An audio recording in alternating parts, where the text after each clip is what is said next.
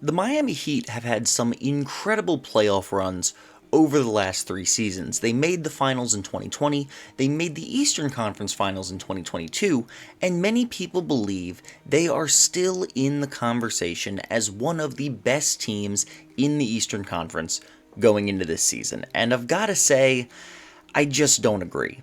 I truly do not see a world where this Miami Heat team is on the same level as the Bucks, the Celtics, the Sixers, even potentially a healthy Nets or Cavaliers team I would have to clearly place above them.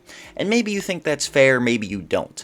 But the opinion that I'm actually here to share today is even more controversial than that. You see, I predicted the Bulls to miss the playoffs in this upcoming season out of the East's top 9 teams, and while they are still my choice, if I had to pick a dark horse team, because I'm not saying the Heat are necessarily going to, alright? They are not my bet. I would have the Bulls missing them first. I would have the Raptors and the Hawks missing them first. Man, I really seem to have issues with teams that wear red. But, if I had to pick a dark horse team out of the top 6 teams in the East to miss the playoffs, I would probably have to go with Miami. If I'm being completely honest with you, I think that this team has the potential to seriously fall off after last season. I don't think people are appreciating how many potential issues this Miami team has, so I'd like to talk about them here today. First of all, and this is really the biggest issue, this is the main problem with this team. They're small, and they do not have any forwards. This team is completely lacking in forwards. The only true forward on this team is Jimmy Butler, who is about 6'7". Now, Jimmy Butler can play power forward in the modern NBA because the league's getting smaller. Against most matchups, he's not really going to be that much of a size disadvantage, but you don't have a whole lot of versatility at the 4 when Jimmy Butler is literally your only option, and he has explicitly stated, he just said it yesterday in Media Day, he does not want to be a full-time 4, which makes sense. He's definitely a 3. That is his main position. That's what he does. That's where Jimmy Butler is going to be at his best. But assuming he sucks it up and he plays the 4 full-time, because literally who else is going to, and, you know, he wants to win. I think Jimmy Butler has a winning mentality. He's going to play at the best position for the team. Who the heck are you going to start at the 3 then? Duncan Robinson? I feel like he's really more of a 2. He's 6'7", so he can play at the 3.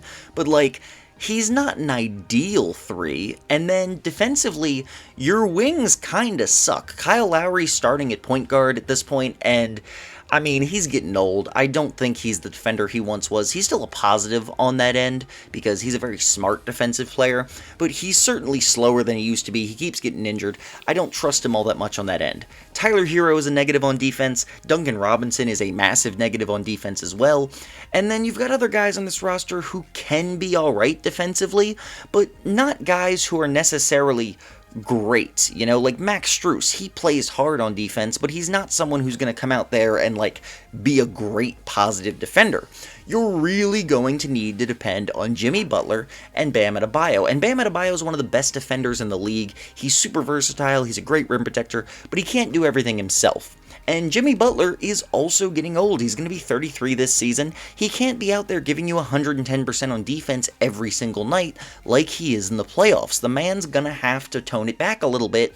He's just not going to be able to do that all game long. And with the lack of forward depth, this is another issue with Jimmy Butler being the only forward. At his age, they're going to have to play this man like close to 40 minutes a game to have a competent roster. They really are. He's the only true offensive star at this point, with Kyle Lowry falling off, unless Bam Adebayo does take a big leap this season, which maybe he finally will. We've been waiting on it for a few years. Haven't given up on him entirely.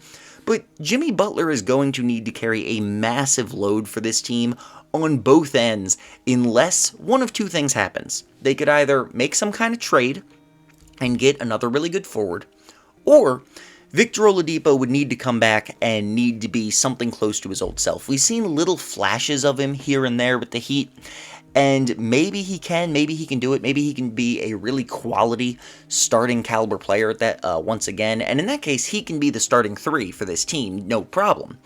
but I'm not willing to bet on Victor Oladipo yet. This man has been injury prone and inconsistent as hell ever since that one great season in Indiana, and there's no way that I'm putting my money on Victor Oladipo being the savior of your team. So you've got old Jimmy Butler as the only true forward on the team who you can trust at the very least.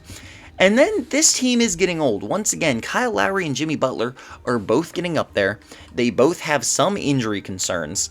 And I just don't really trust this team defensively outside of them. Like I said, they are not versatile at the guard and the wing position defensively. They're really going to be dependent on their other guys. So I could see a world where the Heat had kind of a fluky season last year. Like, yes, they were very good with team play and everything, but I think maybe they got a few wins that they normally wouldn't. They had a little bit of luck, and also everybody else at the top of the East was hurt. The Nets were not themselves, Sixers had injuries, Bucks had injuries, Celtics did not get it together until halfway through the season.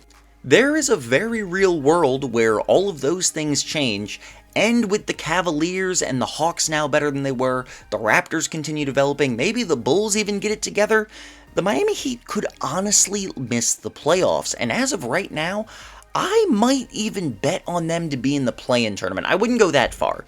But right now, they are my 5th seed at absolute best in the East. I wouldn't even put them over the Cavaliers, and I certainly would not put them in the top 3 with the Sixers, the Bucks, and the Celtics. And the Nets, assuming they aren't an absolute crap show from the very beginning, could very easily outdo Miami, at least at the start of the year, until they implode as well. So, I mean, we gotta wait and see. This is all predictions. I am not trying to crap on the Heat here, but I just want to point out the fact that this team has a very real chance to massively regress in this upcoming season.